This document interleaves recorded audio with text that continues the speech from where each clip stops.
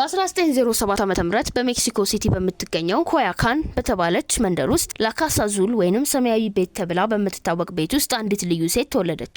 ስሟም ማግዳሌና ካርመን ፍሪዳ ካሎ ይባላል። አባቷ ጊሌርሞ ካሎ የጀርመን ዝርያ ያለው ፎቶግራፍ አንሺ ሲሆን እናቷ ደግሞ ማቲልዴ ደግሞ ሜክሲካዊት ነበሩ።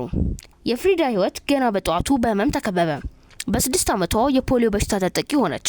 ይህ በሽታ ቀኝ እግሯ ከግራ እግሯ ይልቅ ቀጥና አጥራ እንድትቀር አደረገው።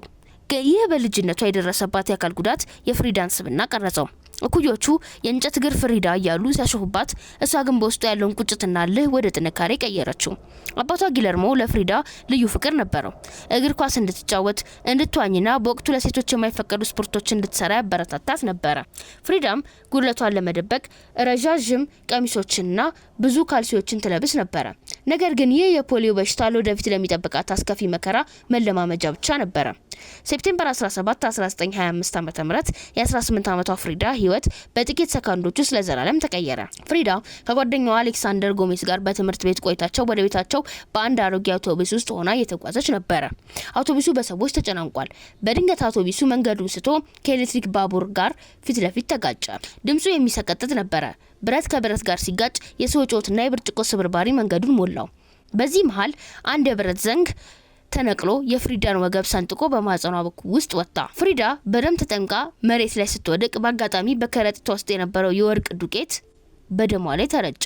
ሰዎች ሲመለከቷት የወርቅ መልአክ የምትመስል ግን ደግሞ ህይወቷ ሊያልፍ የደረሰች ምስኪን ነበረች። ወደ ሆስፒታል ሲወስዷት ዶክተሮቹ ተስፋ ቆርጠው ነበረ። አጥንቶቿ በብዙ ቦታ ተሰባብረዋል። አከርካሪዋ በ3 ቦታ፣ ትከሻዋን፣ የጎድን አጥንቶቿን፣ ዳሌዋና እግሮቿ ደቀቁ። ማንም ሰው በዚህ ሁኔታ ተረፈ ይላል ብሎ አላሰበም ነበረ። ፍሪዳ የሞትን በር አንኳኩታ ተመለሰች። ለወራት ሙሉ ሰውነቷ በጂፕሰም ታስሮ ነበረ።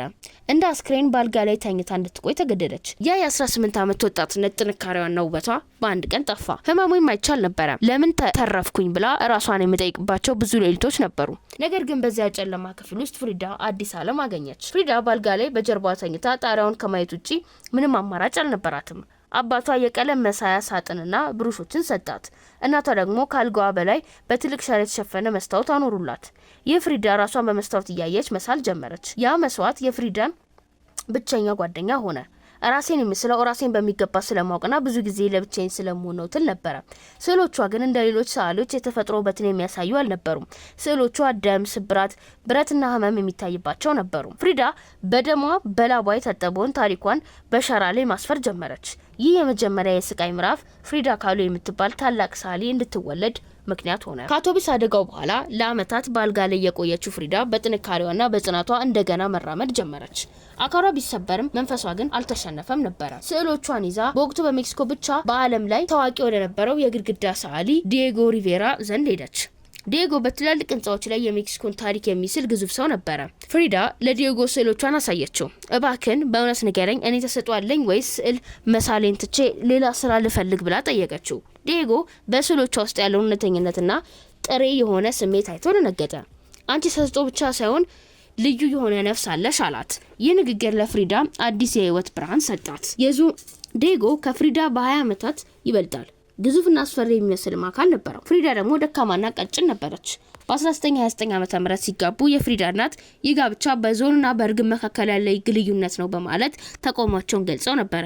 ነገር ግን ፍሪዳ ዲዬጎን ታመልከው ነበረ። እሱ የሷ መምህር፣ ፍቅረኛዋና የጥበብ ጓደኛዋ ሆነ።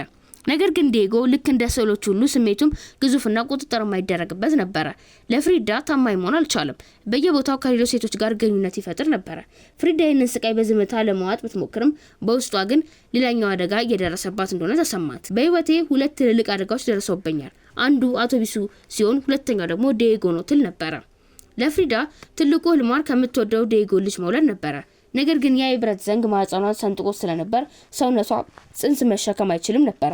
በ1932 ዓ.ም አሜሪካ ዲትሮይት ውስጥ እያሉ ፍሪዳ በከፍተኛ ስቃይ ጽንሷ ወረደ። በሆስፒታል አልጋ ላይ ሆና ደሟ ሲፈስ ያጣችው ንጻና የተሰበረውን ተስፋን በስዕል መሳል ጀመረች።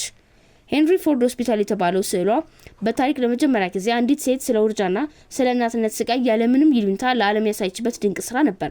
ፍሪዳ በስዕሏ ላይ ራሷን እርቃኗን ሆና በደም ተጨማለቀ አልጋ ላይ ተኝታ በዙሪያ ደግሞ ያጣችው ንጻናና የሰውነት ስብርባሮችን በገመድ የታሰሩን አሳይታለች። ይህ ስዕል ለተመልካች የሚቀፍ ቢመስልም ለፍሪዳ ግን የውስጧን ጩኸት መተንፈሻ ነበረ። ፍሪዳ የዲዬጎን ሴሰኝነት ችላ ብላ ለመኖር ብትሞክርም አንድ ቀን ግን ዓለሟ ተናወጠ። ዲዬጎ ከገዛ እህቷ ከክሪስቲና ጋር ግንኙነት እንደጀመረ አወቀች። ይህ ለፍሪዳ ከሞት የከፋ ህመም ነበረ።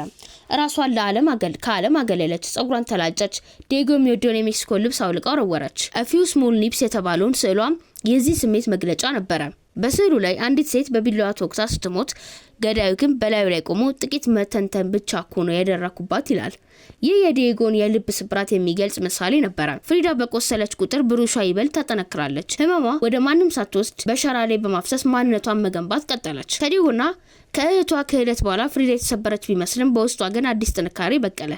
እኔን ለማዳን እኔው ራሴ ነኝ ያለሁት የሚል መሪ ያዘች። በ1938 ዓ.ም በኒውዮርክ የመጀመሪያ የግል የስዕል ኤግዚቢሽን አቀረበች። ሜክሲካዊቷ እርግቧ አሁንም የዓለምን ትኩረት የሳበች ንግስት ሆነች። አሜሪካውያን በሷ ደማቅ የሜክሲኮ አልባሳት፣ በትላልቅ ጌጣጌጦቿና ከሁሉም በላይ ደግሞ በስዕሎቿ ውስጥ ባለው ጥሬ እውነት ተገረሙ።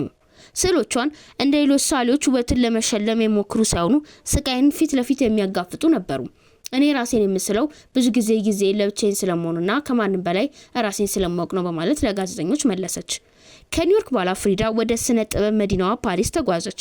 በዚያም ታዋቂውን ሰዓሊ ፓብሎ ፒካሶና አንድሬ ብሬተን አደነቋት።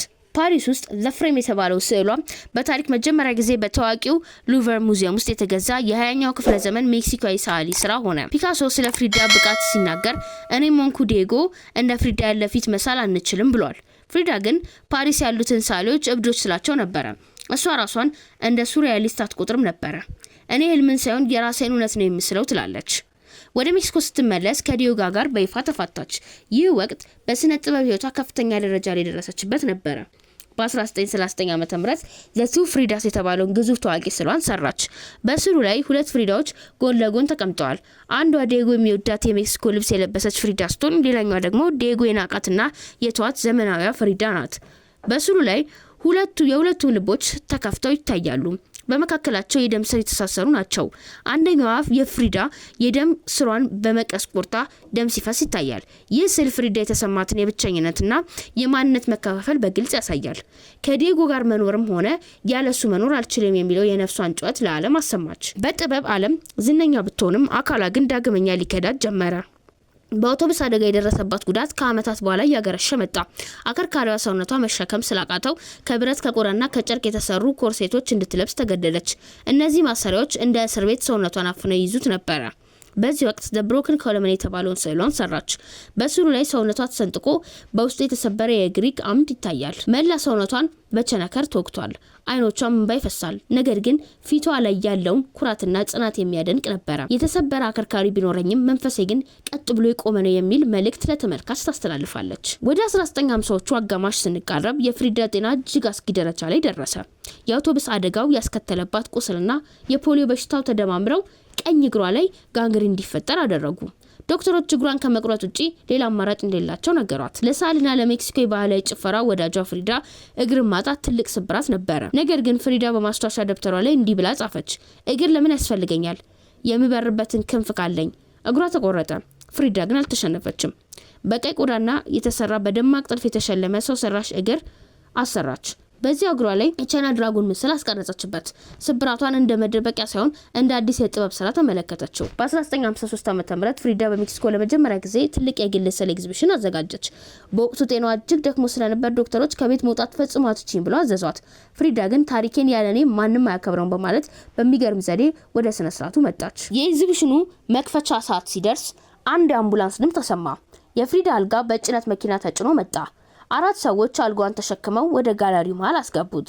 ፍሪዳ ምርጥ ባህላዊ ልብሷን ለብሳ ጸጉሯን በአበቦች አጊጣና ጌጣጌጦቿን አጥልቃ በአልጋዋ ላይ ሆና እንግዶች ተቀበሏት።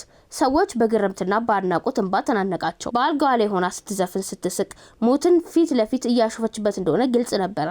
ያ ቀን ፍሪዳ ካሎ ለዓለም ያላሳየችውን የመጨረሻውን ታላቁን የጥበብ ስራዋ ነበረ። ከመሞቷ ከ8 ቀናት በፊት ፍሪዳ የመጨረሻውን ስዕሏን ጨረሰች። ስዕሉ ደማቅ ቀይ ቀለም ያላቸው ሀባቦች የሚያሳይ ነበረ። በሜክሲኮ ባህል ሀባብ የህይወትና የሞት ተምሳሌት ነው። ፍሪዳ በዚያ ደማቅ ስዕል ላይ እንዲህ የሚል ጽሑፍ አኖረች። ቪቫ ላ ቪዳ ወይንም ህይወት ይባረክ። በቆሰለችበት እግሯ በተቆረጠበትና ሰውነቷን በብረት በታሰረበት ሁኔታ ውስጥ ሆና ህይወት ይባረክ ማለቷ የፍሪዳን ታላቅነት ያሳያል። ህይወት ብትቀጣኝም እኔ ግን ባረካታለሁ የሚል የጽናት መግለጫ ነበረ። በጁላይ 13 1954 ዓ.ም ፍሪዳ በ47 ዓመቷ በሰማያዊ ቤት ውስጥ ህይወቷ አለፈ። በማስታወሻ ደብተሯ ላይ የመጨረሻ የጻፈችው ቃል እንዲህ የሚል ነበረ። ይህ ጉዞ አስደሳች እንደሚሆን ተስፋ አደርጋለሁ። ዳግመኛም ላለመመለስ ተስፋ አደርጋለሁ።